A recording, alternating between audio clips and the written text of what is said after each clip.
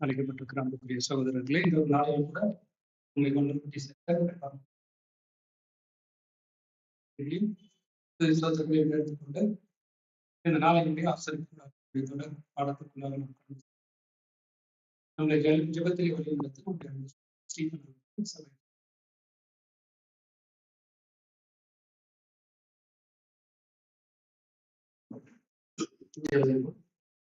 மனிதனும் கிருமையும் நீதிபொருளும் எதுவும் ஐயாயிரம் சாயல வழியில் தகப்பனி கூட்டி தகப்பனி உதயா ஒரு தாக்கத்தின் மூலமாக அன்னைக்கு நடத்தினது போதித்து வருகிறேன். உதயா நாங்கள் கர்த்தரோடு நாங்கள் அந்த சபையாக கட்டுப்பட்டு இருக்கிறோம். அந்த விதத்தினாலே இந்த பாடமானது எங்களுக்கு அதிகமான ஒரு பிரயோஜனமாக இந்த ஒவ்வொருத்தையும் நிறைய நாங்கள் கேட்டு எங்களுடைய பலியின் ஜீவியத்தை பின்பற்றோம். தேவன் வாதம் செய்கிற ஒரு ஆலயமாக நாங்கள் கட்டுப்பட்டு வருகிறது. இப்படிப்பட்ட வார்த்தையை போதிக்கிற சபைக்கும் முன்னரே பேசுவதும் கேட்கிறோம் முன்னரே அதை கேட்டு உபயோகிக்கொள்ள நீங்கள் மற்றும் கூடி வராத சகோதரர்களிடம் வருகிறோம். தேவனுடைய கிருபையும் பரிசுத்தாவையும் பெற்றுக் கொண்டு ஜெபிக்கிறேன். ஆண்டவராக இயேசு கிறிஸ்து நாமத்தில் கெஞ்சிப்பட்டு அடைகிற நிகழ்ச்சி கொண்டுள்ளது.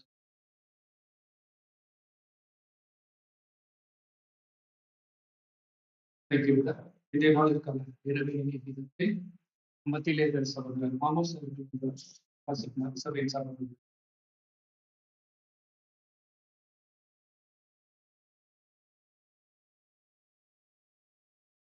அக்டோபர் 24 இந்நாளும் இறைவன் இடியுங்கள். யோவான் 12ஆம் அதிகாரம் 46ஆம் வசனம். என்னிடத்தில் விசுவாசமாய் இருக்கிறவர்களும் இருளில் இராதவர்களுக்கு உலகத்தின் ஒளியாக வந்தேன். வசனத்திற்குரிய விளக்கம். பரிசுத்த ஆவியே சபையாருக்கு வெளிச்சமாய் இருக்கிறது. இந்த வெளிச்சத்தினாலேயே அவர்கள் எல்லா சத்தியத்திற்குள்ளும் அதனாலே அப்போஸ்தலராகிய பேதுரு அதிக உறுதியான தீர்க்கதரிசன வசனம் நமக்கு உண்டு. பொழுது விடிந்து விடிவெள்ளி உங்கள் இருதயங்களில் தோன்றும் அளவும் இருளுள்ள ஸ்தலங்களில் பிரகாசிக்கிற விளக்கை போன்ற வசனத்தை கவனித்து நலமாயிருக்கும் என்று 2 பேதுரு 1:19 அந்த வெளிச்சம் நீதிமான்களின் பாதை நடுப்பகல் வரைக்கும் அதிகமாய் பிரகாசிக்கிற சூரிய வெளிச்சம் போல இருக்கும். நாம் இன்னும் இருளுள்ள ஸ்தலங்களில் இருந்தால் பகல் உதயமாகும் வரை பிரகாசிக்கின்ற விளக்காய் இருக்க வேண்டும். பொழுது விடிந்து விடிவெள்ளி தோன்றும் வரை நமக்கு அதிக உறுதியான தீர்க்கதரிசன வசனம். எனவே ஒரு வசனம் மற்றொரு வசனத்தை புரிந்து கொள்ள உதவுகிறது.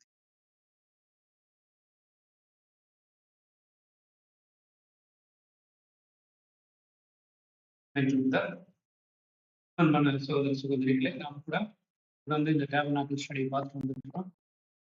இதுல இன்றைக்கு கூட நம்ம மத்தியில் இருக்கிற சகோதரர்கள் அவர்கள் டேபர்னாக்கிள் ஸ்டடி நமக்காக தருமாறு சபையின் சார்பாக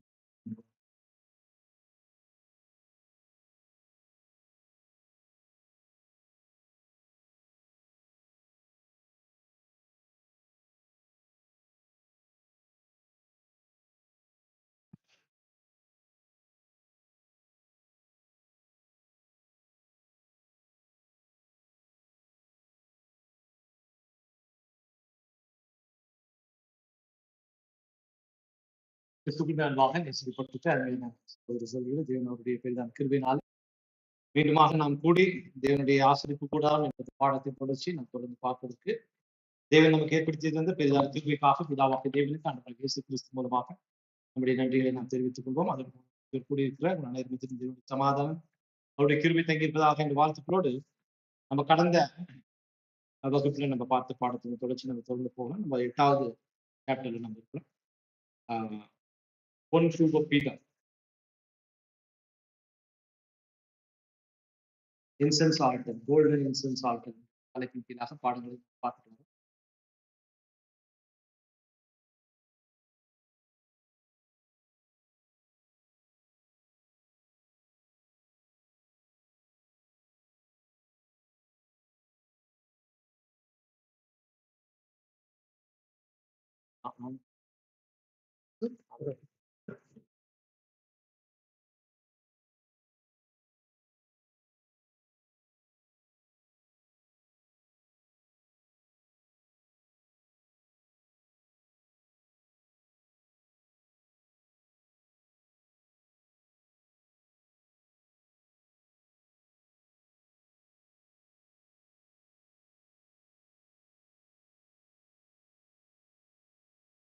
பாடத்தின் தொடர்ச்சியாக நம்ம இன்றைக்கு சென்சர், கோல்டன் சென்சர் பத்தி நம்ம இன்றைக்கு நம்ம படிப்போம்.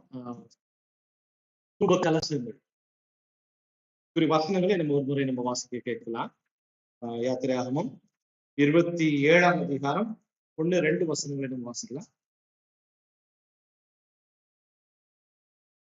ஸ்கிரீன் நீங்க 27ஆம் அதிகாரம் 1-3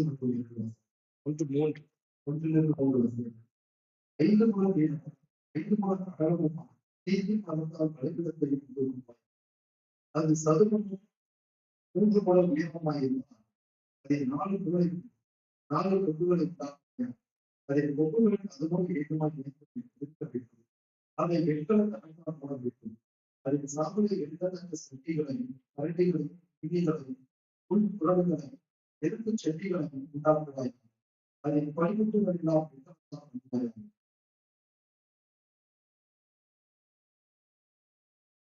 தேங்க்யூ. இதுல நம்ம பார்க்கும்போது இங்க அதனுடைய முள் துறடுகள், அப்புறமா கிண்ணிகள் இதை பத்தி பேசுறாரு. அதோடு கூட நெருப்பு சட்டியை உண்டாக்குவாய். இந்த பகுதி தான் நம்ம இன்றைக்கு நம்ம பார்க்கிறோம். நெருப்பு சட்டி என்ற அந்த ஒரு விஷயத்தை நமக்கு அங்க சொல்றாரு. அதே போல லேவியராகமத்தை நம்ம படிக்கும்போது லேவியராகமம் 16ஆம் அதிகாரம் 12-13 வசனம்.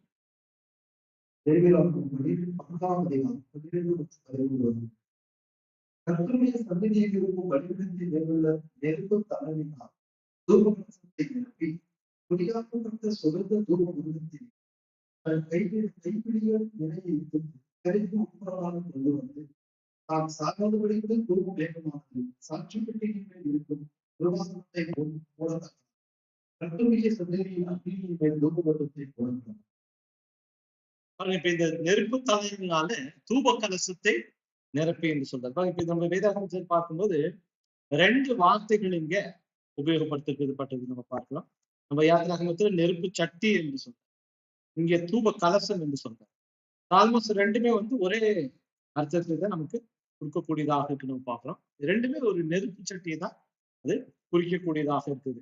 நெருப்பு சட்டி நீங்க பாத்தீங்கன்னாக்கா ஆரோன் அந்த ஒரு மகாபரிசுத்த ஸ்தலத்துக்கு முன்பாக போறதுக்கு முன்னாடியும் இல்ல ஒரு நாளும் அந்த பரிசுத்த ஸ்தலத்துல விளக்குகளை ஏற்றும் போது அவர் என்ன பண்ணணும்னா அந்த தூபத்தை ஏற்றும். அப்ப அந்த தூப கலசத்துல அந்த தூப கலசம் இல்லைன்னா நெருப்பு சட்டியில பலிபீடத்துல இருந்து நெருப்பை எடுத்துட்டு வந்து தூப பீடத்தின் மேல வைத்து அவர் அந்த தூபத்தை ஏற்றுகிறதாக நம்ம பார்க்கிறோம். அது அந்த தூப கலசம் என்று இருக்குது. இது தூப கலசம் என்று இருப்பதும் அது நெருப்பு சட்டி என்று இருப்பதும் ஒரே காரியத்தை தான் நமக்கு ஒரே ஒரு பொருள் தான் நம்பிக்கை. இதுல மொழிபெயர்ப்புகள் நீங்க பார்த்தீங்கன்னா தமிழ்ல கரெக்டா இருக்குது. இங்கிலீஷ்ல சில குறைபாடுகள் இருக்குது. அதை நீங்க நோட் பண்ணி வச்சுக்கலாம். இதுல லேவியராகமம் 16ஆம் அதிகாரம் 12-13 வசனங்கள்ல இங்கிலீஷ்ல நீங்க பார்க்கும்போது அதுல இந்த ஒரு தூப கலசத்தை அவர் என்ன சொல்றாருன்னா அதாவது எபிரேய வார்த்தையில சொல்லப்பட்டிருக்கக்கூடிய இந்த தூப கலசம் இங்க இங்கிலீஷ்ல நீங்க பாத்தீங்கன்னா அது எபிரேயர்ல நம்ம படிக்கிற மாதிரி மோஸ்ட் ஹோலியில் இருந்ததாக அது சொல்லப்படுது. ஆனா இங்க தமிழ்ல நமக்கு கரெக்டா இருக்கு. ஸ்ட்ராங்ஸ் கன்கார்டன்ஸ்ல யங்ஸ் கன்கார்டன்ஸ்ல இது சரி பண்றாங்க. அது என்னன்னா கொண்டு வரப்பட்டது, அவ்வளவுதான். இப்படி மகா பரிசுத்தத்துக்குள்ள கொண்டு வரப்பட்டது என்பதுதான் சரியான ஒரு இதுன்னு பார்க்கணும். தமிழ்ல நமக்கு இது பரிசுத்தத்துக்குள்ள கொண்டு வரப்பட்டதாக தான் அது இருக்குது. சகோதரர் அது ரீட் நம்பர் 5961 அதை எக்ஸ்பிளைன் பண்றாரு. திரைக்குள்ளாக கொண்டு வரப்பட்டது என்று சொல்லும்போது அது பரிசுத்த ஸ்தலத்துக்குள்ளாக கொண்டு வரப்பட்டது. தூப பீடம் எப்போதுமே பரிசுத்த ஸ்தலத்தில் தான் இருக்கக்கூடிய ஒரு பொருள். ஏன்னா ஒரு நாளும் அதுல தூபம் ஏற்ற வேண்டியதாக இருக்கும். அப்புறமா அது உள்ள இந்த ஒரு மகா பரிசுத்தத்துக்குள்ள நெருப்பு சட்டி ஒரு போரும் கொண்டு போனது அந்த மாதிரி நமக்கு எங்கேயுமே இல்லை. நெருப்பு சட்டி அங்க போகல அப்படின்னு சொல்லும்போது தூப பீடமும் அங்க இருக்கிறது வாய்ப்புகள். அதை நம்ம பாயிண்ட் நம்ம இங்க நோட் பண்ணலாம். இன்னொரு இடத்துல நம்ம பார்க்கும்போது 1 ராஜாக்கள் 7ஆம் அதிகாரம் 50ஆம் வசனத்துல நம்ம படிக்கிறது. 1 ராஜாக்கள் 7ஆம் அதிகாரம் 1ஆம் வசனம் 50. ஜன்னல்களின் வாசல்களும் கட்டங்களும் எல்லாம் சதுரமாய் இருந்தது. 3 வரிசையும் ஜன்னல்கள் ஒன்று போல இல்லாது 50 50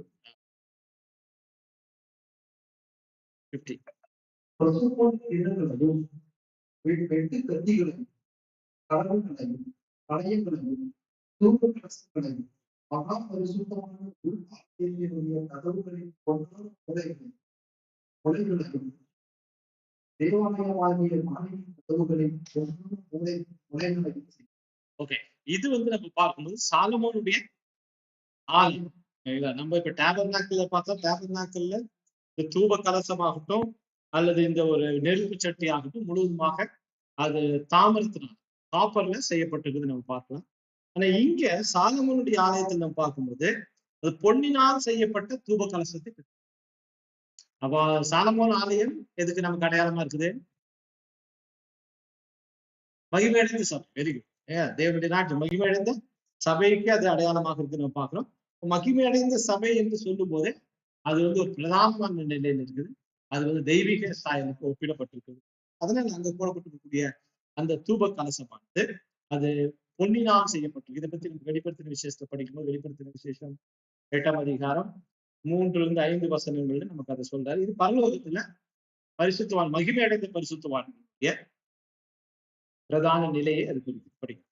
வெளிப்படுத்தல் 8ஆம் அதிகாரம் 3-இருந்து வேறொரு தூதன் வந்து தூபகலசம் பொற்கலசத்தை பலிபீடத்தின் படியில் சிங்காசனத்திற்கு முன்பாக இருந்த பொறுப்பிடத்தின் சகல பரிசுத்த மக்களுடைய ஜெபங்களோடு செலுத்தப்படி மிகுந்த தூபகலசம் அவனுக்கு கொடுக்கப்பட்டது. பரிசுத்தவான்களுடைய ஜெபங்களோடு செலுத்தப்பட்ட தூபகலசத்தின் புகையானது தூதனுடைய கையிலிருந்து தேவனுக்கு முன்பாக எழுதிச்சு. அப்போ இங்கே பார்க்கும்போது இது மகிமையடைந்த சபை அது பரலோகத்துல அது அந்த ஒரு பொன்னினால் செய்யப்பட்ட தூப கலசத்தை உடையவராக அந்த இது மகிமையடைந்த சபை அடையாளமாகுது. அதுதான் சாலமோன் ஆலயத்துல பொன்னினால் செய்யப்பட்ட தூப கலசம் இருக்கு.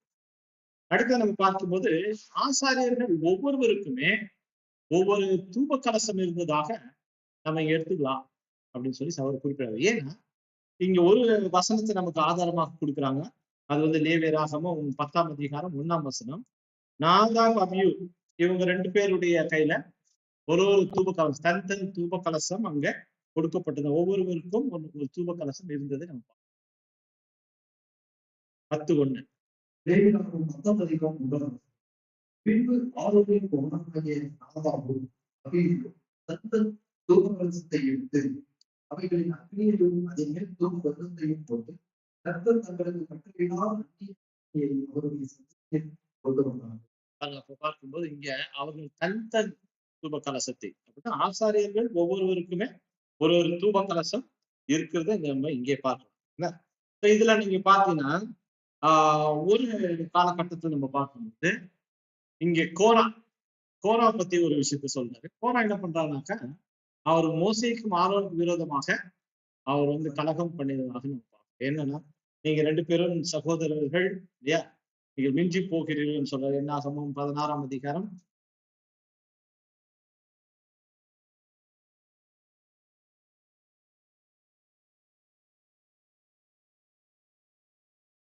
17-18 வசனம். உங்களில் ஒவ்வொருவரும் தங்கள் தூபகலசங்களை எடுத்து அவைகளின் தூபவர்க்கத்தை கொண்டு தங்கள் தூபகலசங்களுடைய 250 தூபகலசங்களையும் கர்த்தருடைய சத்தத்தில் கொண்டு வர வேண்டும். நீயும் ஆரோனும் தங்கள் தூபகலசத்தை கொண்டு வாருங்கள் என்றார். அவரவர் தங்கள் தூபகலசங்களை எடுத்து அவைகளின் அக்னியையும் தூபவர்க்கத்தையும் கொண்டு ஆசரிப்பு கூடாத வாசலுக்கு வந்து நின்றார்.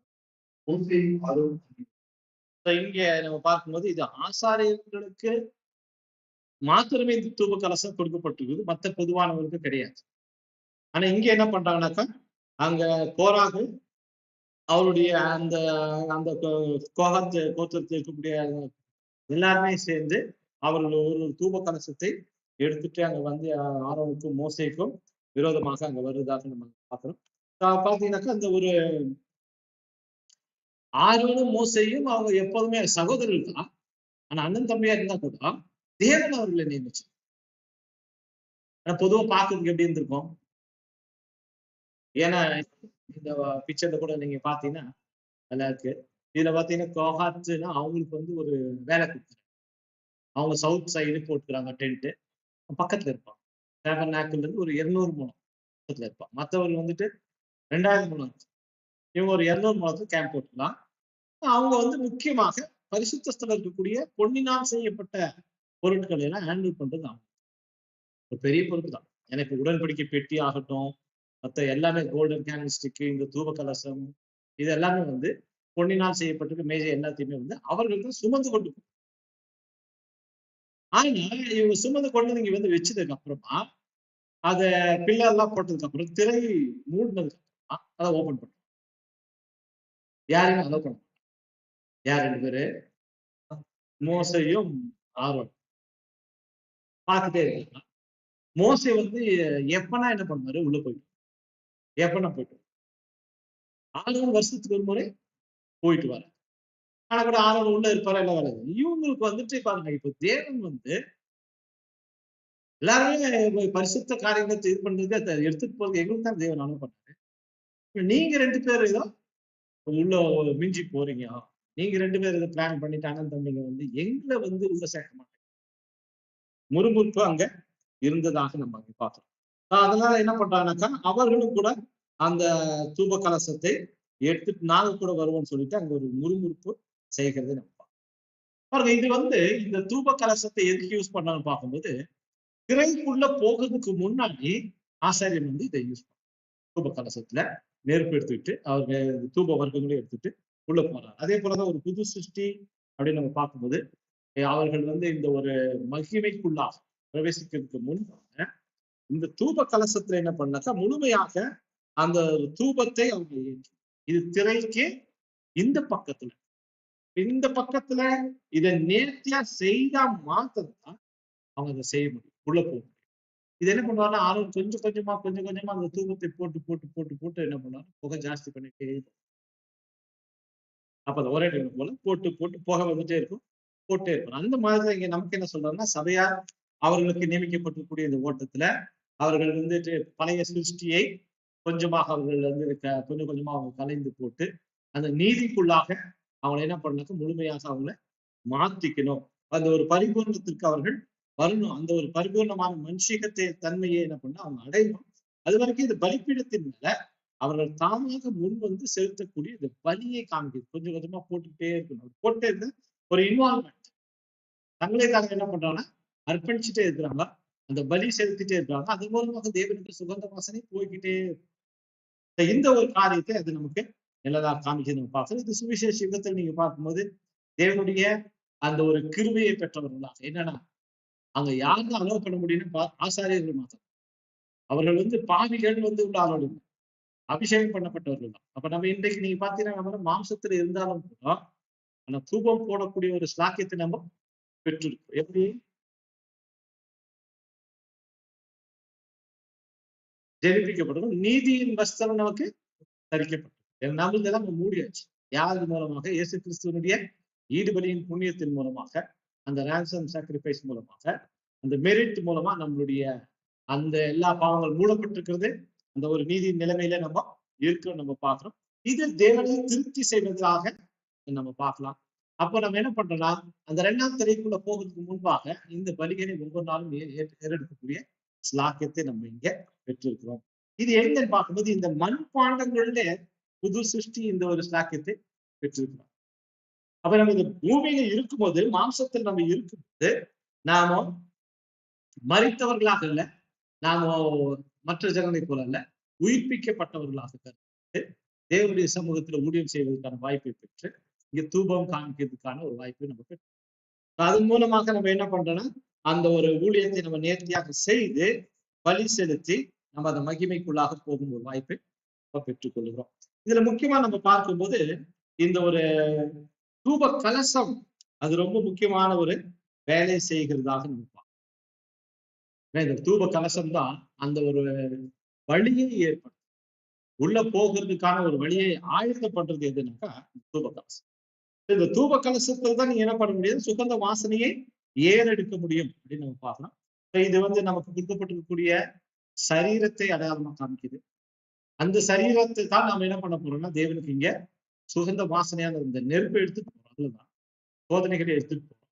எடுத்துட்டு போயிட்டு அது மூலமாக தான் சுகந்த வாசனையை நாம ஏறெடுக்க போகிறோம் அப்படின்னு நம்ம இதுல இந்த பலிகள் பத்தி நம்ம படிக்கும்போது நீங்க பாருங்க, இந்த ஒரு வெங்கல பலிப்பீடமாகட்டும், தூப கலசமாகட்டும், இன்னொரு இடத்துல அதாவது பாளையத்துக்கு புறமே அங்க கூட என்ன பண்றாங்கன்னா பலிகள் செலுத்தும். இங்க இந்த தூப கலசம் அப்படிங்கிற வரக்கூடிய இந்த இடங்கள்ல என்ன சொல்றாங்கன்னா ஒரு விறகு கட்டை அப்படின்ற ஒரு வார்த்தைகளை கூட என்ன பண்றாங்கன்னா யூஸ் பண்றாங்க. விறகு கட்டைகள், விறகு கட்டைகள்னாலே நெருப்பு உண்டாகும். இது தூப கலசத்தை நிரப்பக்கூடியது எதுனாக்கா விறகு கட்டைகள் அப்படின்னு. அவன் இந்த நெருப்பின் மூலமாக தான் இந்த தூப கலசம் என்ன பண்ற வேலை செய்யும். இதுல பலிப்பீடத்திலும் ஒரு அக்னியானது அது மூட்டப்படும். அங்க பண்றாங்க. அது ஒரு விதமான பலி அங்க ஏறெடுக்கப்படுது. அங்கிருந்து பரிசுத்த ஸ்தலத்திற்குள் வரும்போது கூட அங்க ஒரு நெருப்பு வந்து அங்க கூட யூஸ் ஆகுது. அங்க பலிகள் ஏறெடுக்கப்படுது. அடுத்து நீங்க பாத்தீங்கன்னாக்கா அந்த ஒரு பாளையத்துக்கு புறமே அந்த சாணி மற்ற தேவையில்லாத வேலை கூட என்ன பண்ணுவாங்கன்னா அங்க இது எல்லாத்துக்குமே விறகு வந்து யூஸ் ஆகும். வேற வேற விறகு என்ன பண்ணுவாங்கன்னா யூஸ் பண்ணுவாங்க. நெருப்புல வந்து யூஸ் பண்ணுவாங்க.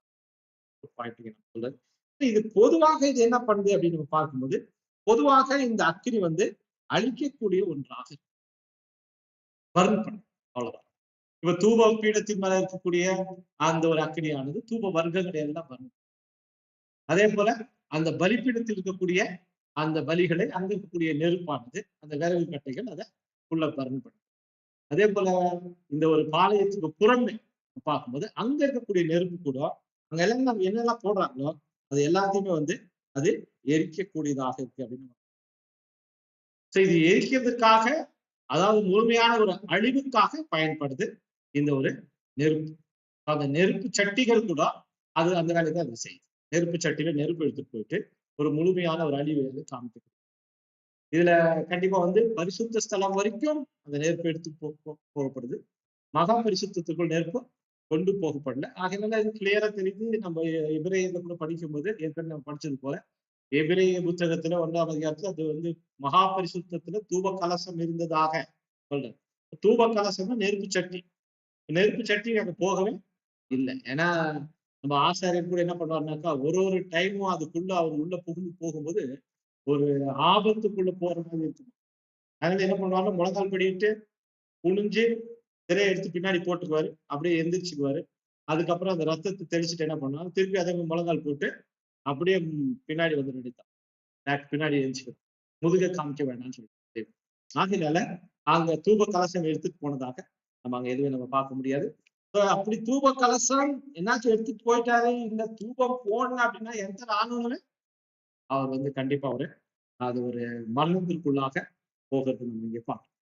பெரியமானவர்கள் இங்க நம்ம பார்க்கும்போது இங்க நம்மளுடைய சரீரங்கள்ல நாம காண்பிக்கக்கூடிய ஒரு நேர்மையை அது அடிப்படையாக கொண்டு இருக்குது. அதை சார்ந்து இருக்கு நம்ம பார்க்கணும். நம்மளுடைய பலிகள் நம்மளுடைய மாம்ச சரீரத்துல நாம காண்பிக்கக்கூடிய அந்த ஒரு நேர்மையை அது பயன்படுத்தி இந்த ஒரு பலியை நம்ம இதை பத்தி அந்த புத்தகம் பவுல் கொரிந்தியருக்கு எழுதும்போது பாருங்க, இது 1 கொரிந்தியர் 9ஆம் அதிகாரம் 27ஆம் வசனம். 1 கொரிந்தியர் 9ஆம் அதிகாரம் 27ஆம் வசனம். மற்றவர்களுக்கு பிரசங்கம் பண்ணுகிற நான் தானே ஆகாதவனாய் போகாதபடிக்கு என் சரீரத்தை ஒடுக்கி கீழ்ப்படுத்துகிறேன். இது முக்கியமா நமக்கு என்ன சொல்றாங்க, நம்மளுடைய தூப கலசம் எது அப்படின்னு சொல்லும்போது நம்மளுடைய தூப கலசமானது நம்மளுடைய சரீரம். அப்ப நம்மளுடைய சரீரம் என்று சொல்லும்போது நம்மளுடைய சரீரத்தை நாம ஒடுக்கி கீழ்படுத்தணும். அதுதான் அந்த வலி. சில நேரங்கள்ல நம்ம ஒரு இடத்துல நம்ம என்ன படிச்சோம்னா தேவன் வந்து நம்மளுடைய இருதயத்தை தான் அது ஒரு ஹார்ட் கண்டிஷன் முக்கியமா இருக்குது. ஏன்னா மாம்சம் நம்ம வந்து ஆதாமுக்குள் பிறந்து இருக்கிறோம், பலவீனர்களாற்றும் பாவிகளாக இருக்கிறோம். அதனால இருதயத்தினுடைய நிலை. ஆனா இந்த தூப கலசம் என்பது அது நம்முடைய சரீரம். ஒருத்தருக்கும் ஒரு தூப கலசம் இருக்கு. ஒரு ஆசாரியம் இன்னைக்கு நமக்கு ஒரு தூப கலசம் இருக்குது. அது நம்முடைய சரீரம். இந்த சரீரத்துல தான் நம்ம என்ன பண்ண போறோம்னு கேட்டீங்கன்னா நெருப்பு எடுத்து. அதனாலதான் அங்கிருந்து வரும்போதே பலிப்பீடத்துல இருந்து வரும்போதே என்ன பண்ணுவாரு, தூப கலசத்தை எடுத்துக்குவாரு, நெருப்பு எடுத்துக்குவாரு. இது எது வரைக்கும் அலோவ் பண்ணுவாங்க? திரைக்கு முன்னாடி வரைக்கும் எல்லா வேலையும் இந்த பலிகள் அர்த்தம். திரைக்கு அந்த பக்கம் தூப கலசம் எடுத்துட்டு போக முடியாது. ஏன்னா அதாவது தூப கலசம் நம்ம போக முடியாது பார்க்கலாம். அதனால நீங்க பாத்தீங்கன்னாக்கா இந்த ஒரு மாம்சத்தில் தான் நம்ம இதை செய்யணும். ஆகினால பிரியமானவர்களே, இந்த மாம்சத்தை நம்ம ஒடுக்கி கீழ்ப்படுத்துவது நமக்கு முக்கியமாக இருக்குது அப்படின்னு சொல்லிட்டு இங்க நமக்கு அப்போஸ்தலனாகிய பவுல் இதை விவரிக்கிறதாக இதுல இந்த ஒரு பாவ நிவாரண பலியின் நாள் அப்படின்னு சொல்லும்போது, இந்த பாவ நிவாரண பலியின் நாள்ல நீங்க பாத்தீங்கன்னா அங்க அது பலி செலுத்தக்கூடிய அந்த ஒரு மிருகமானது முழுவதுமாக அது தகனிக்கப்படும். எதுவுமே அவங்க இருக்க மாட்டாங்க, அன்னைக்கு ஃபுல்லா தகனிக்கிறாங்க. அதே போல நம்மளுடைய பலிகள் கூட முழுவதுமாக நமக்குன்னு சொல்லிட்டு நம்ம எதுவுமே எடுத்து வைக்காம, ஏன்னா நம்ம சரீரம் அப்படின்னு சொல்லிட்டு சில இஷ்டங்கள் நம்மளுக்கு. அதனால தேவன் பரவாயில்ல, என்றைக்கு நாம அந்த ஒரு திரைக்குள்ளாக நம்ம வந்துட்டோம், அந்த பேப்டிசம் நம்ம எடுத்தோமோ, என்னைக்கு நம்ம அந்த ஒரு உடன்படிக்கை செய்து கொண்டோமோ, அப்போ நம்ம மாம்சத்துல உலகத்துக்கு என்ன பண்ணிட்டோம், மறிச்சிட்டோம். ஆனா கூட நம்ம உயிரோடு தான் இல்லையா, மறித்துதான் நம்ம உயிரோடு இருக்கோம். அப்ப அது காரணம் எது அப்படின்னா, ஒரு கிருபை பெற்றிருக்கிறோம் ஜீவிப்பதற்கு. அது நம்முடையதல்ல, அது தேவன் என்ன பண்ணிக்காரு, கொடுத்திருக்கிறார். எதுக்காக? இந்த புது சிருஷ்டியை வளர்ப்பதுதான். அதுதான் உடன்படிக்கையை நம்ம ஈடுபட்டது நாம மரணம் வரைக்கும் வாழ்வதற்கு, அந்த புது சிருஷ்டியை வளர்ப்பதற்கு, அதை உருவாக்குவதற்கு ஒரு சரீரத்தை தேவன் நமக்கு கொடுத்து, அது நம்ம முழுமையுமாக நம்ம யூஸ் பண்ண அதை பலி கொடுத்தோம். அதை முழுவதுமாக இந்த புது சிருஷ்டியை வளர்ப்பதற்காக தான் நம்ம என்ன பண்ணோம், அதை நம்ம இது பண்ணணும், அதை உபயோகப்படுத்தணும். அதுல ஒரு ஆசாரியனுடைய கையிலும் இது கொடுக்கப்பட்டிருக்கிறது. அவர்கள் என்ன பண்ணுவாங்கன்னா, அந்த தூபத்தை போட்டு அந்த ஒரு வாசனையானது மேலே எழும்பும்படி புகை போட்டா துப்புன்னு என்ன அது உடனே மேல தான் ரைஸ் இப்படி கீழே போகாது, உடனே என்ன மேல போகும். தேவனுக்கு மகிமையாக அது மேல துதி தேவனுக்கு ஏறெடுத்து பண்ண, அதுதான் அந்த சுகந்த வாசனை ஏற்கனவே படிச்சது போல அன்பு, விசுவாசம், அன்பு, கீழ்ப்படிதல், தேவனுக்கு செலுத்தக்கூடிய துதி, நன்றி. இது எல்லாமே நம்ம மேல ஏறெடுக்கிறவர்களாக நம்ம இருக்கணும். இங்க சொல்லும்போது என்ன சொல்லிட்டாருன்னா, இந்த ஒரு நெருப்பு என்பது அது ஒரு அழிவை அடையாளமா காணும். இன்னைக்கு நம்மளுக்கு கூட அதுதான் சொல்றாரு. கொலோசையர் 1ஆம் அதிகாரம் 12ஆம் வசனம். கொலோசையர் 1ஆம் அதிகாரம் 12ஆம் வசனம்.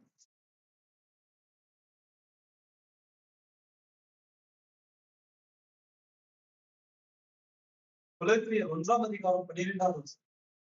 ஒளியில் உள்ள பரிசுத்தவான்களுடைய சுதந்திரத்தில் பங்கடைவதற்கு நம்மை தகுதியுள்ளவர் ஆக்கினவரும்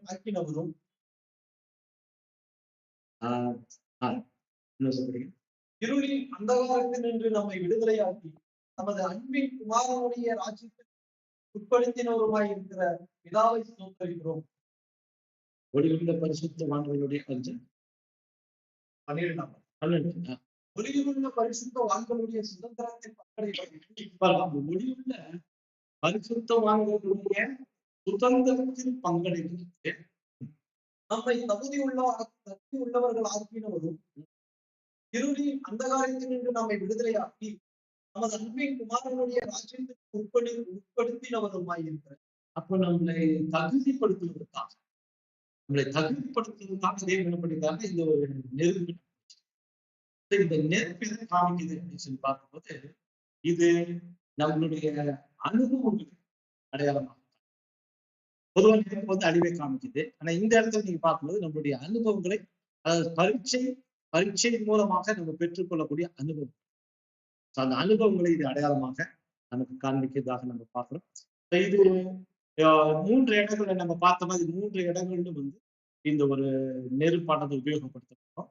இது ஒரு அழிவை தான் அது காமிக்குது. ஆனா இந்த இடத்துல நமக்கு என்ன ஒரு விஷயத்த என்ன சொல்றாங்கன்னா, பொதுவா நெருப்பு என்பது அழிவை காணக்கூடியதாக இருக்கும். ஆனா 2 வகை இருக்கு. இப்ப உலகத்தினுடைய அழிவு நம்ம எடுத்தோம். உலகத்தினுடைய அழிவு எடுத்துட்டா எப்படி அழிஞ்சு போகும்? நெருப்பு தான். கோபாக்கினியின் அக்னி என்றுதான் சொல்றாரு. சரிங்களா? ஒரு அக்னி கிரையாக வைக்கப்பட்டிருக்கிறதுன்னு சொல்றாரு. இப்ப நீங்க பாத்தீங்கன்னா அது கூட ஒரு மனுகுலத்திற்கு விரோதமாக ஒரு அழிவு வரப்போகுது. அது கூட நெருப்பு தான் நம்ம பார்க்கணும். அது எப்படியெல்லாம் எந்த மாதிரியான வகையில இருக்கும் அந்த அழிவு நீங்க பாத்தீங்கன்னாக்கா, அது நோய்களால இருக்கும், யுத்தங்கள் மூலமாக வரும், பஞ்சங்கள் மூலமாக இருக்கும், கலவரங்கள், தீவிரவாதங்கள், இப்படி நிறைய. இதெல்லாமே வந்து அக்னிக்கு தான் அது ஒப்பிடப்பட்டு சொல்லப்பட்டிருக்குதான். இப்படி உலகத்தின் மேல ஒரு அழிவானது வரப்போகுது, இதை காமிக்குது. ஆனா இங்க சொல்லப்பட்டிருக்கிற அக்கினியும் அங்க தேவன் உலகத்தின் மேல வரக்கூடிய அக்கினியும் ஒண்ணு கிடையாது. அது உலகத்தினுடைய அந்த உலகத்துல அவன் பாவத்தில் இருக்கிறது நிமித்தமாக, அவருக்கு விரோதமாக போயிருக்கிற நிமித்தம் அழியக்கூடியது, அழிக்கிறதுக்காக வரக்கூடிய அமைப்புகளாகட்டும், அந்த ஒழுங்குமுறை எல்லாத்தையுமே என்ன பண்ண டெஸ்ட்ராய். ஆனா இங்கே நமக்கு கொடுக்கப்பட்டிருக்கக்கூடிய இந்த அக்கினியை நீங்க பாத்தீங்கன்னா அது அழிவுக்குரிய அக்கினியாக இது பிதாவாகிய தேவன் கொடுத்திருக்கிறாரு. அது வந்து சோதிக்கக்கூடியதாக இருக்கு. அதன் மூலமாக நம்ம அனுபவங்களை பெற்றுக்கொள்ளும்.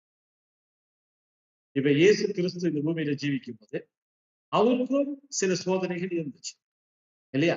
இப்ப அதை பத்தி பேசும்போது என்ன சொல்றாங்கன்னா, இங்க பிதாவாகிய தேவன் என்ன பண்ணார், அவருக்கு ஒரு பாத்திரத்தை கொடுத்தார்.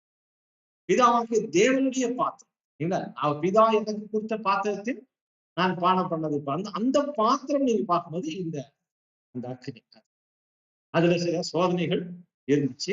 அதன் மூலமாக கீழ்ப்படுதலை கற்றுக்கொண்ட நிறைய அனுபவங்கள் பெற்றுக்கொண்டார். ஆனா அந்த அக்கினியானது அங்க இருந்த ஜனங்கள்னால அவருக்கு கொடுக்கப்படல. ஜனங்கள் மூலமாக வந்து பாத்திரம் கிடையாது, பரிசேயர்கள் மூலமாக வந்து பாத்திரம் கிடையாது, அந்த ஆசாரியர்கள் மூலம். ஏன்னா அவங்கதான் வந்து என்ன பண்ணாங்க, இந்த ஒரு கொடுமை பண்ணாங்க. ஆனா அவர்களாலே வந்து அது கிடையாது. அந்த பாத்திரம் அது யார் மூலமா கொடுக்கப்பட்டுச்சு பார்க்கும்போது பிதாவாகிய தேவனாலே அது கொடுக்கப்பட்ட பாத்திரமாக இருந்துச்சு. அதனால இன்னைக்கு நீங்க பாத்தீங்கன்னாக்கா நம்ம ஆண்டவருடைய அனுபவங்கள் எல்லாமே அந்த அக்கினி அவருக்கு சில அனுபவங்களை கொடுக்கிறதுக்காக பிதாவாகிய தேவன் இன்னைக்கு அவருடைய அடிச்சொல்களை பின்பற்றி வர நமக்கும் கூட நீங்க பாத்தீங்கன்னா அது வந்து அந்த ஒரு அக்கினி இருக்குது. அந்த அக்கினி வந்து நமக்கு கொடுக்கக்கூடிய அனுபவங்கள், தேவன் நமக்கு கொடுக்கக்கூடிய அனுபவங்களாக இருக்குது. அந்த அனுபவங்கள் நம்ம பார்க்கும்போது அது நமக்கு இந்த திரைக்குள்ளாக போகிறதுக்கான வாய்ப்புகளை அது ஏற்படுத்துது. அதை நம்மை அழிப்பதற்காக. உலகம் நீங்க பார்க்கும்போது உலகம் வந்து முழுமையாக அழிந்து போவதற்கான அக்கினி இருக்கும். நமக்கு அப்படி இல்லை. அது தேவனுடைய பார்வையில அங்கீகரிப்பை கொடுக்கக்கூடியதாக அந்த அக்கினி வந்து ஒரு நாளும் அந்த அக்கினியில நாம வந்து அதை பங்க் பண்ணும்போது அது தேவனுடைய பார்வையில அங்கீகரிப்பு. நாம என்ன பண்ணலாம், முன்னே போகலாம். ஆனா உலகத்துக்கு இருக்கிறது அது வந்துட்டு அவர்களுக்கு அவருடைய பாவத்தின் நிமித்தமாக வருது, அது அவர்களுக்கு அழிவை கொண்டு வரும். சோ இதெல்லாம் வந்து உலகத்தில் இருக்கக்கூடிய உபத்திரவங்களை அது காமிக்கக்கூடியதாக இருக்கு நமக்கு. ஆனா இது பிதாவாக தேவன் நமக்கு அனுமதிக்கக்கூடிய அந்த பலியின் அனுபவங்களோடு தொடர்புடைய அக்கினி.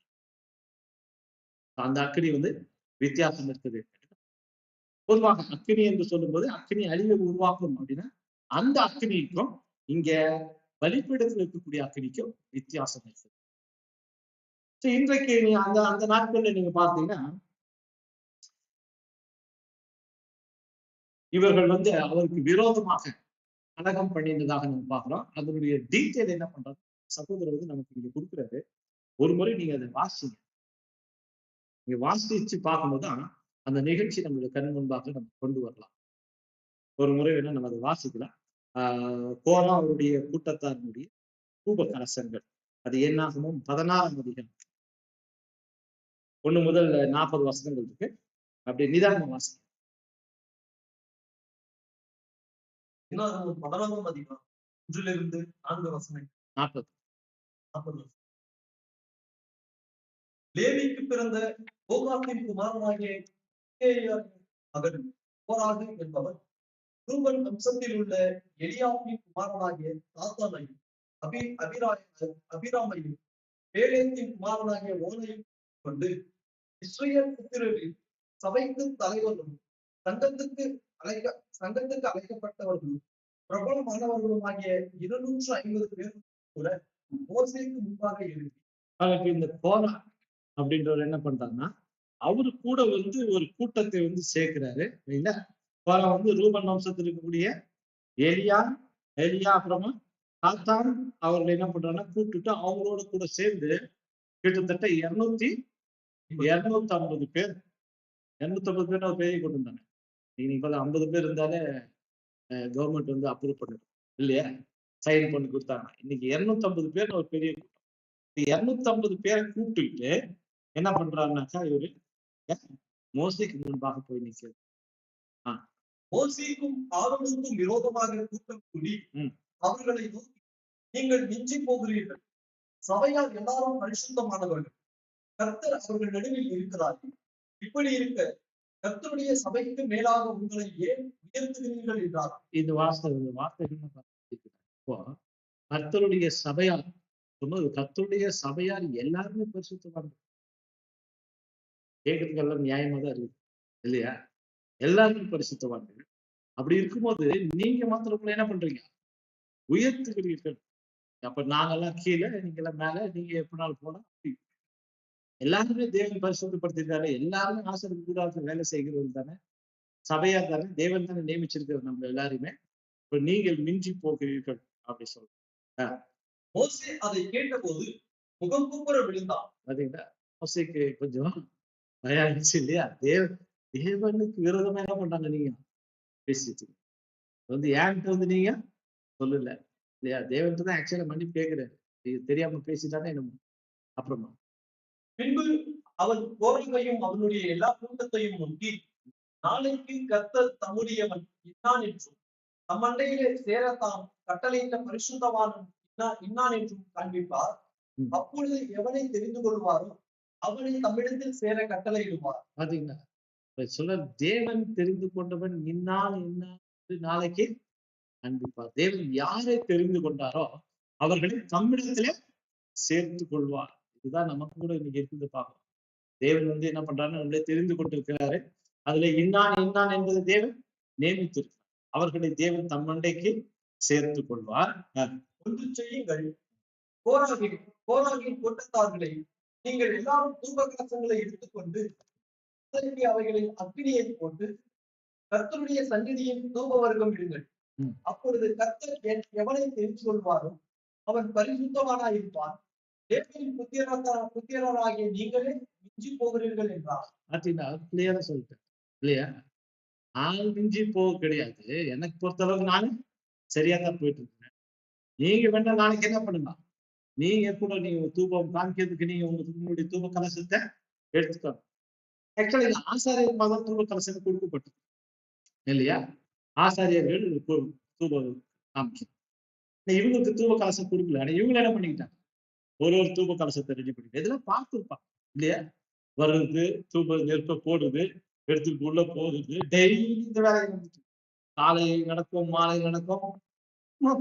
பார்த்துருந்துக்குது.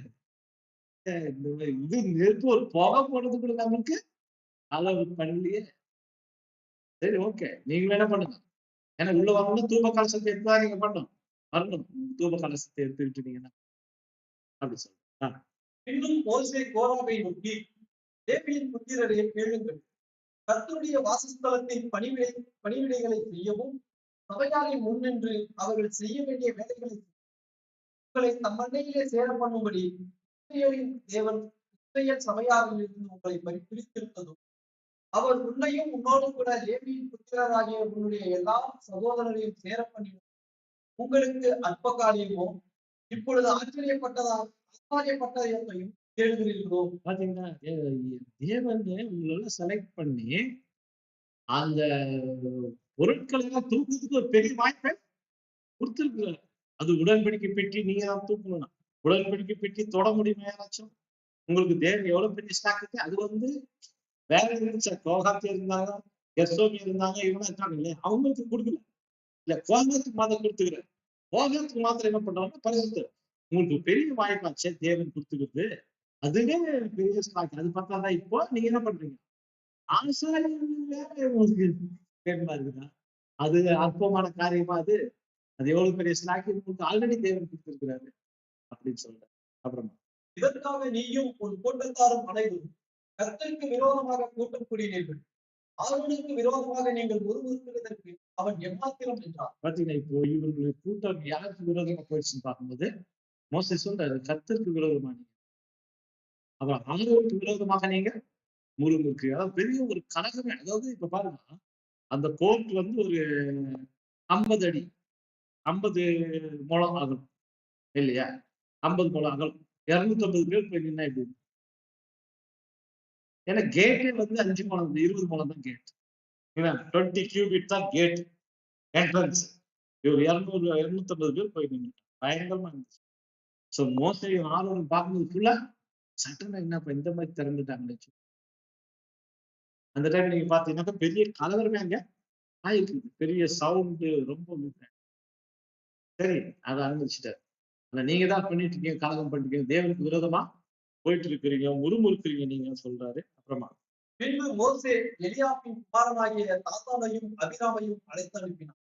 அவர்கள் நாங்கள் வருகிறதில்லை, இந்த வனாந்தரத்திலே எங்களை கொண்டு வரும்படி பாலும் தேனும் ஓடுகிற தேசத்திலிருந்து எங்களை கொண்டு வந்து அற்ப காரியமோ எங்கள் மேல் குறைத்தனம் பண்ணுகிறாயோ, மேலும் நீ எங்களை பாலும் தேனும் ஓடுகிற தேசத்துக்கு கொண்டு வந்ததும் இல்லை, எங்களுக்கு வயல்களையும் திராட்சை தோட்டங்களையும் சுத்தமாக கொடுத்ததும் இல்லை.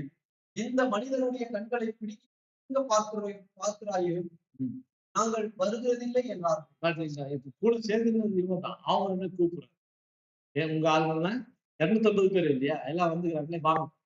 ஏன்பா நாங்க வர ஏன்னா மோசை பத்தி கொஞ்சம் பயம் இருக்குது இல்லையா. எல்லாத்தையும் பார்த்து இப்ப நாங்க பாலக்காப்பு பாலும் தேனும் அது இதுன்னு சொல்லிட்டு எங்களை அங்கிருந்து கூட்டு வந்து இந்த வனாந்தரத்துல உட்கார வச்சுட்டு என்ன பண்ணிட்டு இருக்குன்னு கேட்குது.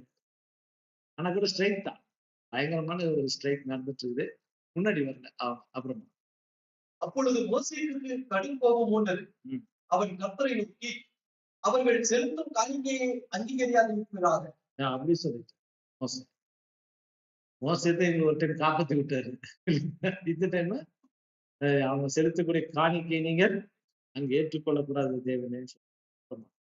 நான் அவர்களிடத்தில் ஒரு கழுதை முதலாகி எடுத்துக் கொள்ளவில்லை, அவர்களில் ஒருவனுக்கும் யாவது கொள்ளாமல் செய்யவும் இல்லை என்றார். பின்பு மோசே கோராவை நோக்கி, நீயும் உன் கூட்டத்தார் யாவரும் நாளைக்கு கர்த்தருடைய சந்நிதிக்கு வாருங்கள், நீயும் அவர்களும் ஆர்வமும் வந்திருங்கள். உங்களில் ஒவ்வொருவரும் தங்கள் தங்கள் தூப கலசங்களை எடுத்து அவைகளின் தூப வர்க்கத்தை போட்டு தங்கள் தங்கள் தூப கலசங்களை 250 தூப கலசங்களையும் கர்த்தருடைய சந்நிதியில் கொண்டு வர வேண்டும். நீயும் ஆரோனும் தன் தன் தூப கலசத்தை கொண்டு வாருங்கள் என்றார். அப்படியே அவரவர் தங்கள் தங்கள் தூப கலசங்களை எடுத்து அவைகளில் அக்கினியையும் தூப வர்க்கத்தையும் போட்டு ஆசாரிப்பு கூடார வாசலுக்கு முன்பாக வந்து நின்றார்கள். மோசேயும் ஆரோனும் அங்கே நின்றார்கள். சொல்லிட்டாரு, சரி நாங்களும் உங்களுடைய தூப கலசத்தை எடுத்துக்கிறோம் இல்லையா, நீ என்ன பண்ண தூப கலசம் எடுத்துக்கோங்க, ரைட் போலாம். மோசேக்கு சொல்லி ஆரோனும் தூப கலசத்தை எடுத்துட்டு என்ன பண்றாங்க, நிக்கிறாங்க. இப்போ என்ன நடக்குது, அவர்களுக்கு விரோதமாக கோராகு சபையை எல்லாம் ஆசாரிப்பு கூடார வாசலுக்கு முன்பாக கூடி வரும்படி செய்தான். அப்பொழுது கர்த்தருடைய மகிமை சபைக்கு எல்லாம் காணப்பட்டது. கர்த்தர் மோசேயோடும் ஆரோனோடும் பேசி, இந்த சபையை விட்டு பிரிந்து போங்கள், ஒரு நிமிஷத்திலே அவர்களை அதமாக்குவேன் என்றார். தேவன் சொல்லிட்டார், நீங்க 2 பேரும் என்ன பண்ணுங்க, இந்த பக்கம் வாங்க, இந்த கூட்டத்தை என்ன பண்ணுங்க, ஒரே ஒரு நிமிஷத்துல நான் எல்லாத்தையுமே முடிச்சு. அப்பொழுது அவர்கள் முகங்குப்புற விழுந்து, தேவனே, மாம்சமான யாருடைய ஆவிகளுக்கும் தேவனே, ஒரு மனிதன் பாவம் செய்திருக்க சபையார் எல்லாருமேலும் கடுக்கோபம் கொள்ளுகிறோ என்றார். அந்த கோரான்ற ஒரு ஆள் வந்து இப்ப நான் அந்த ஒரு ஆளுக்காக எல்லாருமே சொல்றீங்க தேவனே கேக்குது. அப்பொழுது கர்த்தர் மோசேயை நோக்கி, கோராகு தாத்தான் அபிராம் என்பவர்களுடைய வாசஸ்தலத்தை விட்டு விலகி போங்கள் என்று சபையாருக்கு சொல்லுகின்றார். சொல்லிட்டார். இப்ப நீங்க கோராகு இவங்க 3 பேர் வந்து அங்கேயே அவங்களை விட்டு தனியா போகணும்னு சொல்றேன். உடனே மோசே எழுந்திருந்து தாத்தான் அபிராம் என்பவர்களிடத்தில் போனான். இஸ்ரவேலின் மூவரும் அவனை பின்சென்று போனார்கள். அவன் சபையாரை நோக்கி, இந்த துஷ்ட மனிதனின் சகல பாவங்களும் நீங்கள் கொல்லப்படாதபடிக்கு அவர்களின் கூடாரங்களை விட்டு விலகி அவர்களுக்கு உண்டானவைகளில் ஒன்றையும் தொடாதிருங்கள் என்றார். அப்படியே அவர்கள் கோராகு தாத்தான் அபிராம் என்பவர்களுடைய வாசஸ்தலத்தை விட்டு விலகி போனார். தாத்தானும் அபிராமும் வெளியே வந்து தங்கள் பெண்ஜாதிகள் பிள்ளைகள் குழந்தைகளோடும் தங்கள் கூடார வாசலில் நின்றார்கள். அப்பொழுது மோசே, இந்த கிரியைகள் எல்லாம் செய்கிறதற்கு கர்த்தர் என்னை அனுப்பினார் என்றும் அவைகளை நான் என் மனதின்படியே செய்யவில்லை என்று நீங்கள் எதினாலே அறிவீர்கள் என்றால், சகல மனிதரும் சாகுகிறபடி இவர்கள் செத்து சகல மனிதருக்கும் நேரிடுகிறது போல இவர்களுக்கும் நேரிட்டார். கர்த்தர் என்னை அனுப்பவில்லை என்று அறிவீர்கள். கர்த்தர் ஒரு புதிய காரியத்தை நேரிட்டு செய்வதால் பூமி தன் வாயை திறந்து இவர்கள் உயிரோடு பாதாளத்தில் இறக்கத்தக்கதாக இவர்களையும் இவர்களுக்கு உண்டான யாவையும் விலக்கி போட்டதே. ஆனால் இந்த மனிதர் கர்த்தரை அவமதித்தார்கள் என்பதையும் அறிந்து கொள்வீர்கள் என்றார். அவர் சொல்லிட்டாரு, இன்னைக்கு இவங்களை என்ன ஆகுது, பூமி தன் வாயை திறந்து விலகி போடும். அப்புறம் அவன் இந்த வார்த்தைகள் எல்லாம் சொல்லி முடிந்தவுடனே அவர்கள் நின்றிருந்த நிலம் பிளந்தது.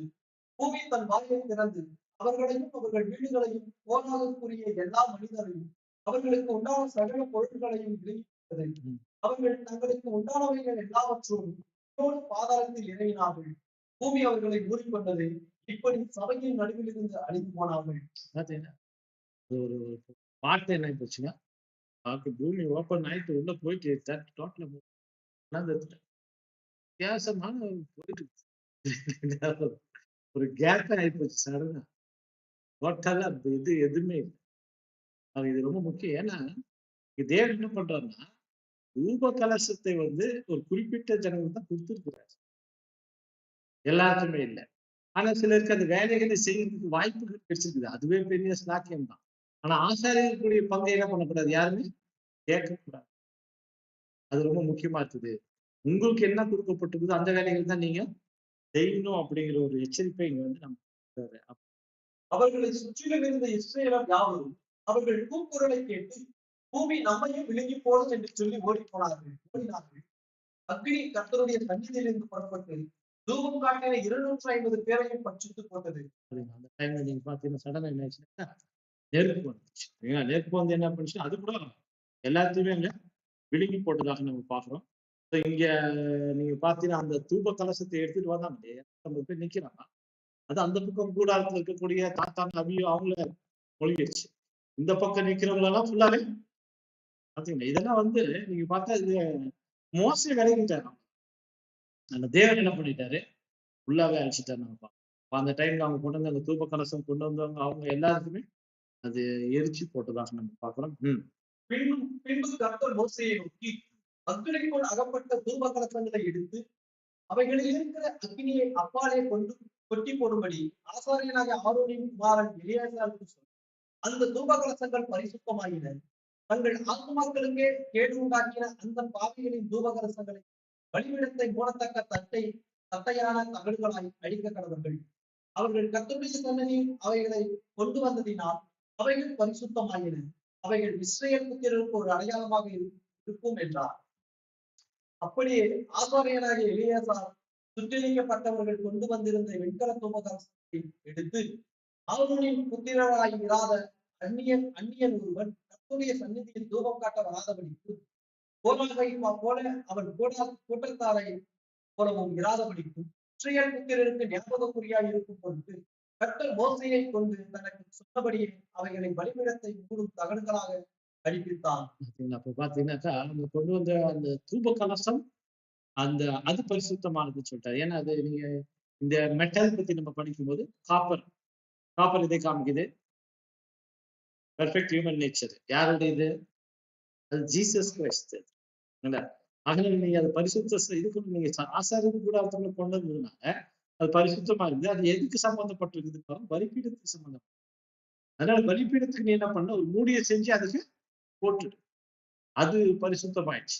ஆனா கொண்டு வந்த ஒரு இடத்தை என்ன பண்ண, அது ஏன் மூடி செஞ்சு அது போட்டோம்னா அதை பார்க்கணும். ஜனங்கள் பார்க்கும் போதெல்லாம் இந்த மாதிரி என்ன பண்ணக்கூடாது, போல நம்ம அந்த கூட்டத்தாரை போல நம்ம தேவனுக்கு விரோதமாக பொறுமைக்க கூடாது, எந்த கலகம் பண்ண என்ன தேவன் கொடுத்திருக்காரு அது பெரிய ஒரு ஊழியமாக நம்ம நினைச்சு அதை நம்ம செய்யணும் அப்படிங்கிறத இது நமக்கு காமிக்கக்கூடிய.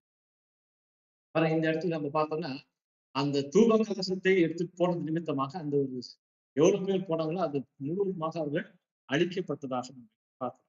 அதுல நீங்க இந்த 38 31 பார்க்கும்போது அங்க ஒருத்தர் கூட என்ன பண்ணா மிஞ்சி இருக்கு.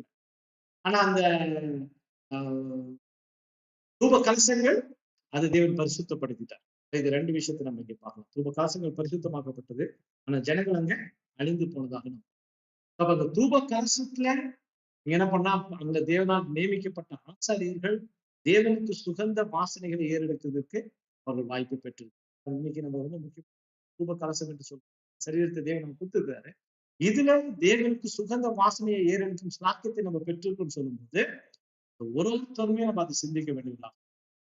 இதுல நமக்கு வரக்கூடிய அனுபவங்கள் எல்லாத்துலயுமே தேவனுக்கு சுகந்த வாசனை நம்ம ஏறணும். அதுதான் அந்த சுகந்த வாசனை பார்க்கணும். தேவனுக்கு நம்ம காண்பிக்கக்கூடிய அன்பு இருக்கட்டும், விசுவாசம் இருக்கட்டும், அன்பாகட்டும், அவருக்கு செலுத்தக்கூடிய அந்த துதி, கீழ்ப்படிதல் எல்லாமே தேவனுக்கு சுகந்த வாசனையை ஏறும். இது ஒரு நாள் அவர்கள் மாத்திரமே ஜெயம் கொள்ளுவார்.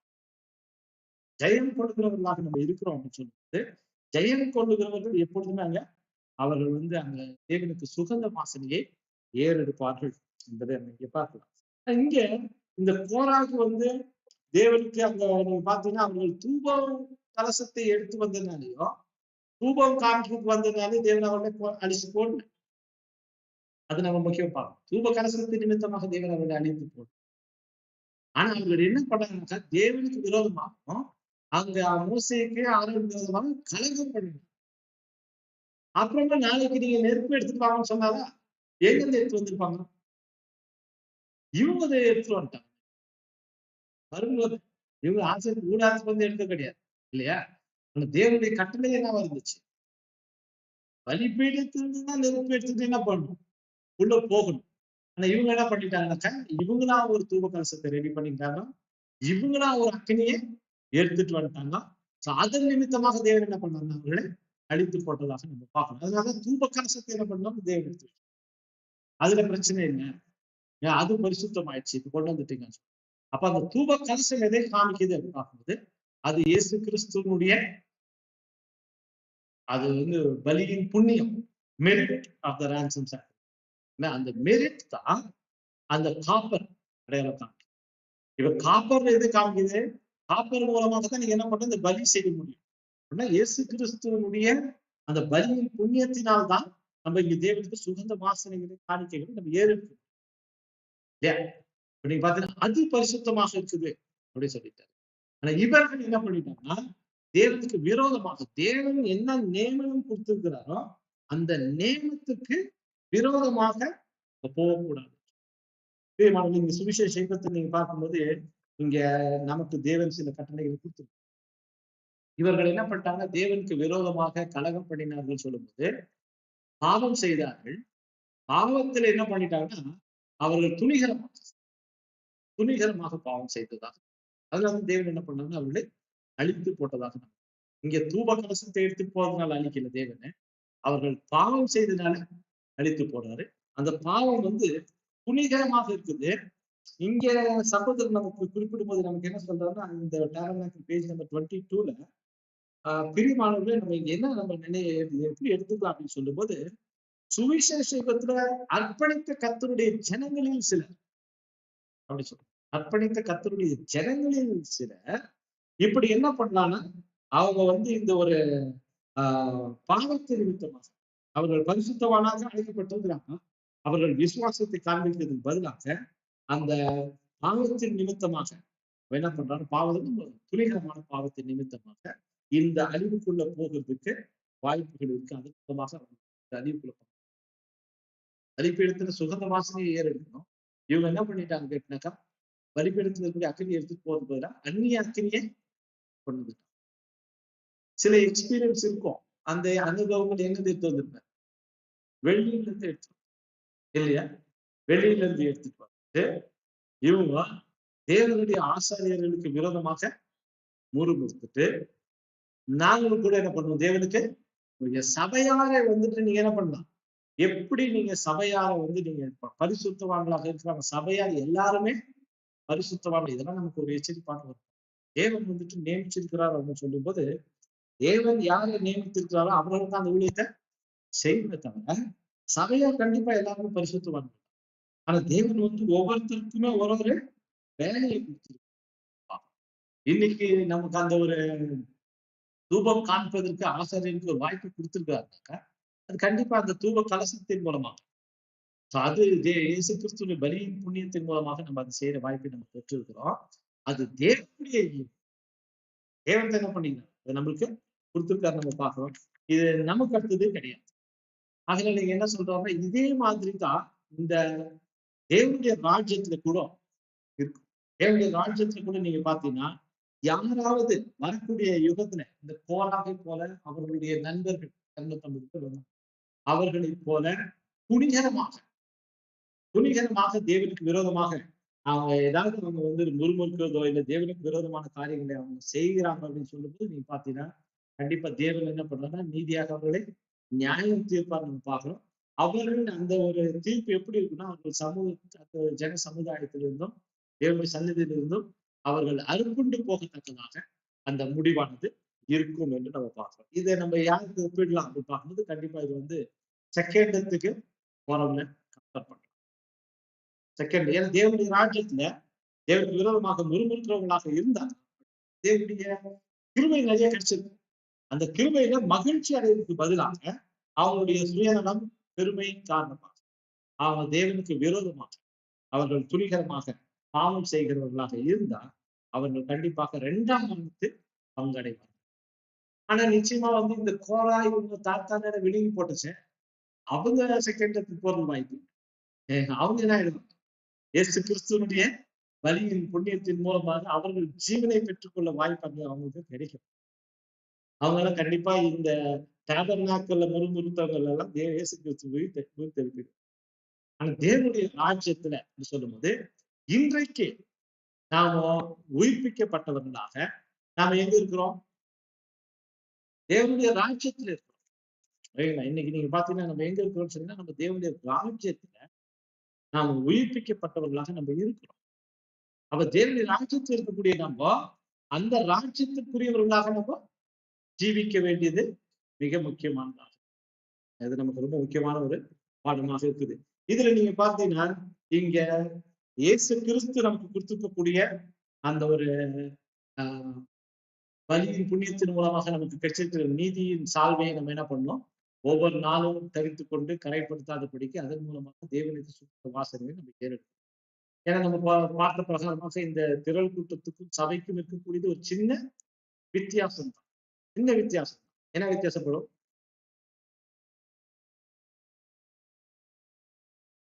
செய்யலாம். எவ்வளவு இப்ப பாருங்க, இப்ப சபை திரள் கூட்டம் எடுத்துக்கணும், சபை எடுத்துக்கணும். இப்ப சபை எவ்வளவு சாக்ரிஃபைஸ் பலி செலுத்தாங்கன்னா திரள் கூட்டத்தினுடைய பலி எவ்வளவு?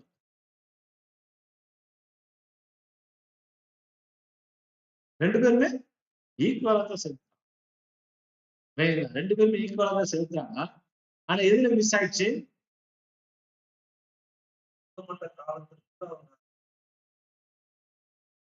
வாலண்டரா செலுத்துது பாத்தீங்கன்னா, வற்புறுத்தல் நிமித்தமாக செலுத்துறவங்களாக இருக்கிறாங்க இல்லையா? அதை இன்னைக்கு நமக்கு கொடுக்கும்போது இந்த வாய்ப்பு நமக்கு கிடைச்சிருச்சு. இந்த வாய்ப்புல நம்ம என்ன பண்ணாக்கா தானாக முன் வந்து ரொம்ப ஒரு சந்தோஷமாக தேவனுக்கு பலி செலுத்துதல்னு சொல்லும்போது சந்தோஷமாக நம்ம கொடுக்குறவங்க தான் லேக் அண்ட் ஃபார்ட்டி. கண்டிப்பா 100% கொடுத்துட்டாங்க. இவர் கூட என்ன சொல்லிட்டாங்கன்னா நீங்க 100% கொடுத்தாகணும். இல்லைன்னா என்ன பண்றது இல்லை, விடுறது இல்லை. ஆனா வற்புறுத்தல் நிமித்தமாக அது இருக்கும். நீங்க அந்த கடைசி நேரத்துல நீங்க பாத்தீங்கன்னா அந்த அக்னியில எலியா வந்து அக்னி நேரத்துல போகும்போது எலிசா என்ன பண்ணிக்கிறேன் ஒதுங்கிக்கிற அந்த அந்த ஹீட் அவங்களால என்ன பண்ண முடியல, தாங்க முடியல. இவரு ஒதுங்கிறது நம்ம ஒதுங்கிறோம். ஆளு கூட விட்டுருவாரு. அதை விட ஹீட்டு கண்டிப்பா இருக்கத்தான் போகும் இல்லையா? அந்த உபத்திர காலத்துல என்ன பண்ணுவாங்க, போய்த்து வெளுத்தவர் கரை ஃபுல்லா ஆயிப்போச்சு இல்லைங்களா? சபையினுடையது கரை ஆயிடுச்சு இல்லையா? அவங்க என்ன பண்ணிக்கிறாங்க, இவங்களுக்கு கூட கரை ஆயிடுச்சு, அவங்களுக்கும் கரை ஆயிடுச்சு. அந்த கரையை என்ன பண்ணிட்டாங்க, அவங்க கல்லுல வாஷ் பண்ணாங்க. அதனால அந்த ஒரு வாய்ப்பு அவங்க திரள் கூட்டத்துக்கு இன்னைக்கு நமக்கு தேவன் கொடுத்துட்டாரு நீதியின் வஸ்திரம். அதுல நம்ம என்ன பண்றோம், நம்ம அதை ஒரு நாளும் அதை சுத்திகரிச்சுட்டு தேவனுக்கு சுகந்த வாசனையான காணிக்கையின் பலியை நம்ம என்ன பண்ணாது. இதுல என்ன நம்ம முக்கியமா சொல்றாருன்னா ஒரு நாளும் அந்த ஒரு ஐடியா நமக்கு நம்மளுடைய ஜீவியத்தை நம்ம பலியாக கொடுக்கறதுக்கு நம்ம வந்திருக்கிறோம் அப்படிங்கிறது. இந்த மாம்சத்துல கரைகள் ஏற்படும்போது உடனடியாக அதை என்ன பண்ணணும், நம்ம சுத்திகரிக்கணும். அந்த மனசு நமக்கு ரொம்ப முக்கியமா இருக்கும். அதுல நம்மளுடைய மாம்சம் சொல்லுங்க, நம்முடைய மாம்சம், நம்முடைய சிந்தனைகள், செயல்கள், பேச்சு எல்லாமே அது தேவனுக்கு சுகந்த வாசனையான காணிக்கையாக இருக்கணும். அது நமக்கு ரொம்ப முக்கியமான சில நேரம் ஏன்னா அதுதான் பலவீனங்கள் இல்லையா மாம்சத்துல.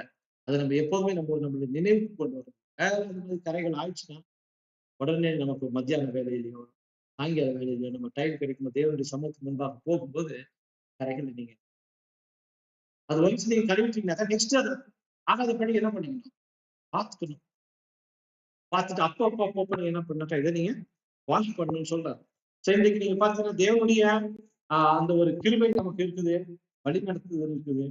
இன்னைக்கு அந்த போரா அவங்க வந்து முறுமுறுத்தாங்க, கண்டிப்பா அவங்க ஏஞ்சி வந்துருவாங்க. இன்னைக்கு நாம என்னாச்சு சொன்னா என்ன பண்ண முடியாது, நம்ம எந்திரிச்சு வர முடியாது. இதுல முக்கியமா நம்ம பார்த்தோம்னா தேவனுடைய ஆலயத்துல ஒருத்தருக்குமே ஒரு வேலைகளை என்ன பண்றாரு, நியமிச்சு.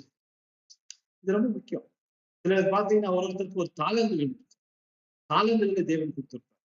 அந்த தாளந்துகளை அவங்க என்ன பண்ணாங்க, பயன்படுத்திக்கணும். இங்க வந்து ஆர்வனுக்கு காலையில வந்து என்ன சொல்லிடுவாருன்னா, காலையில வந்த உடனே அபிஷேகம் பண்ணணும். எல்லாரும் அபிஷேகம் பண்ணிட்டு யாருக்கு என்னென்ன வேலை செய்ய முடியுமோ அதுல மட்டும் என்ன பண்ணணும், கொடுக்கணும். ஏன்னா இது பரிசுத்த ஸ்தலம். இது ஒருத்தருக்கு வெயிட் தூக்க முடியாதுன்னு வச்சுக்கோங்க. அவனுக்கு இன்னைக்கு நீ வெயிட் தூக்கி தான் நேத்து அவன் தூக்கணும்ல, இன்னைக்கு நீ தூக்கிட்டே தான் பண்ண முடியாது, சொல்ல முடியாது. அப்படி செஞ்சா என்ன ஆயிடும், அப்படி செஞ்சுட்டாக்கா அவங்க தப்பா பண்ணுவான், கீழே போட்டு வல்லத்தை உடைச்சிடுவான் இல்லையா, அதை வேஸ்ட் பண்ணிடுவான். அப்ப என்ன ஆவாங்க, மரணம் ஏற்படுறது கூட வாய்ப்புகள் இருக்குது. அதனால என்ன பண்ணாங்கன்னா அவங்களுக்கு யாருக்கு என்னென்ன வேலை இருக்குதோ தேவன் தாளந்துகள் கொடுத்துருக்காரோ அந்த வேலைகளை மாத்திரம் செய்யறதுக்கு அவர் அலோவ் பண்ணணும். அவங்க அந்த வேலைகளை செய்யணும். ரெகுலரா அவரே அந்த வேலையை செஞ்சுட்டாருன்னா தேவன் அப்படிதான் வச்சுக்கிறாரு. அதை ஒண்ணும் பண்ண முடியாது. தேவனுடைய நியமனம் அதுதான். இப்ப மகா பரிசுத்த ஸ்தானத்துக்குள் நீ மாத்திரம் ஒத்தனையே போயிட்டு வந்துருக்கிறேன்.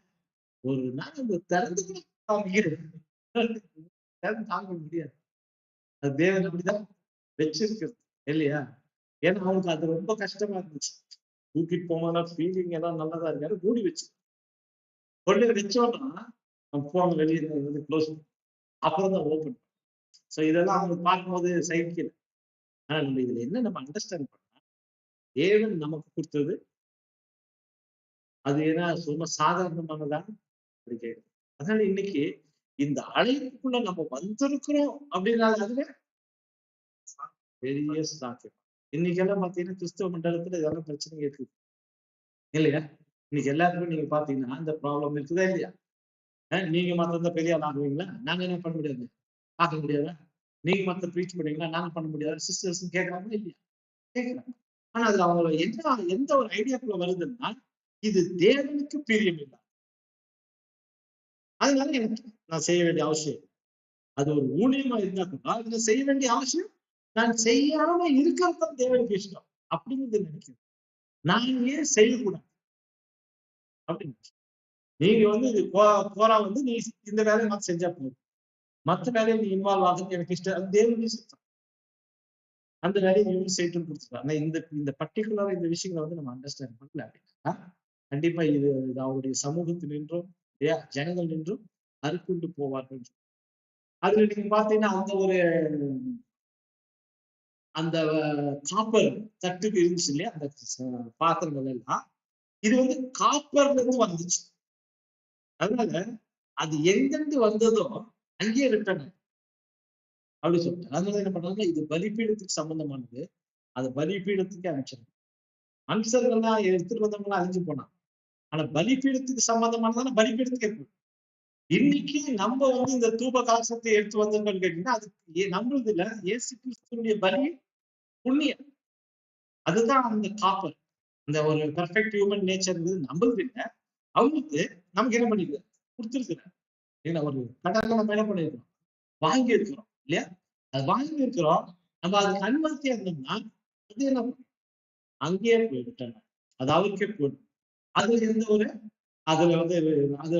ஒரு நஷ்டமாகும், அது அங்கேயே போயிடும் அப்படின்னு நம்ம. ஆனா இன்னைக்கு நம்ம அது கிருபையை பெற்றிருக்கிற நம்ம அதை சரியா நம்ம என்ன பண்ணணும், அதை உபயோகப்படும். இன்னைக்கு நமக்கு இந்த ஒரு சரீரத்தை கொடுத்துருக்கு, ஒரு காப்பர் சென்சார் நமக்கு இருக்குது.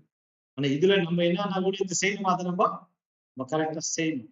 ஒருவேளை அந்த ஒரு ஊழியம் நமக்கு கிடைக்கல அப்படின்னா நம்மளுக்கு ஒண்ணு உருவாக்க கூடாது. நமக்கு என்னென்ன வேலைகளை கொடுத்துட்டா இன்னைக்கு பாத்தீங்கன்னா இந்த தூப பீடத்துல ஒரு பெரிய ஸ்லாக்கியத்தை நம்ம பெற்றிருக்கிறோம். அந்த ஒரு தேவனுக்கு சுகந்த வாசனையான பலிகளை ஏறெடுக்க வாய்ப்பு இந்த ஒரு தூப கலசம் என்ன பண்ணுதுனாக்கா நமக்கு மகா பரிசுத்தத்துக்குள்ள போகிறதுக்கு வழியை அது நம்மளுடைய மாம்சம். நம்முடைய மாம்சத்தை நம்ம எந்த அளவுக்கு நம்ம அதனால சொல்லுங்கள் சரீரங்களை பரிசுத்தமும் தேவனுக்கு பிரியமான ஜீவ பலியாக அதனால அதை நம்மளுடைய மைண்ட்ல நம்ம வச்சுட்டு தேவன் எனக்கு கொடுத்துக்கூடிய தூப கலசத்தை நான் சரியாக நான் பயன்படுத்தி அதை மகா பரிசுத்தத்திற்குள்ள நுழைவதற்கான ஒரு வழியாக அதை நம்ம உபயோகப்படுத்தி நமக்கு கொடுக்கப்படக்கூடிய அழைப்பையும் தெரிந்து கொள்வதிலும் நம்ம உறுதி செய்ய தேவன் ஆசீர்வதிப்பதாக. ஸோ இதோடு இன்றைக்கு நமக்கு இந்த 8th சாப்டர் முடிஞ்சிச்சு. உடன்படிக்கை பெட்டி நமக்கு பேலன்ஸ் இருக்குது. இன்னும் ஒரு பாடம் இந்த டேபர்நாக்கிள் பார்க்க போறோம். மேபி அது வரக்கூடிய நாட்கள்ல ஒரு 4 பாடங்களாக நம்ம அதோட நமக்கு டேபர்நாக்கிள் சப்ஜெக்ட் நமக்கு முடிய போகுது. தேவதாம் இந்த வார்த்தையிலே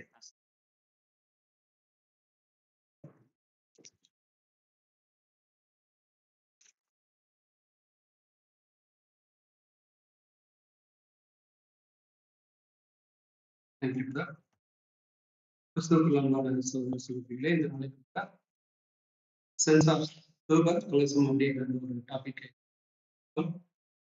விசேஷமாக இதில் நாம் கற்றுக்கொண்ட விஷயங்கள் என்ன பார்க்கும்போது, இந்த ஒரு தூப கலசமானது என்னுடைய சரீரத்தை அடையாளப்படுத்துகிறது. மற்றும் இல்லாமல் அதில் அக்னி தனல் அக்னி உலகத்தாருக்கு அழிவை அடையாளப்படுத்தினாலும் கிறிஸ்துவின் சபையாக அழைக்கப்பட்டிருக்கிற நமக்கு இது எதை அடையாளப்படுத்துகிறது? 1 பேதுரு 1ஆம் அதிகாரம் 7ஆம் வசனத்துல நம்ம பார்க்கிறோம். அழிந்து போகிற போல் அக்கினினாலே சோதிக்கப்படும். அதே பார்ப்பிலும் விளையாடப்பட்டிருக்கக்கூடிய நம்முடைய விசுவாசம் கூட இந்த ஒரு அக்னிமயமான அனுபவங்கள் மூலமாக என்ன சோதிக்கப்படுகிறது. அதே போல அது 1 பேதுரு 4:12 கூட நம்ம என்ன பார்க்கணும் அப்படின்னா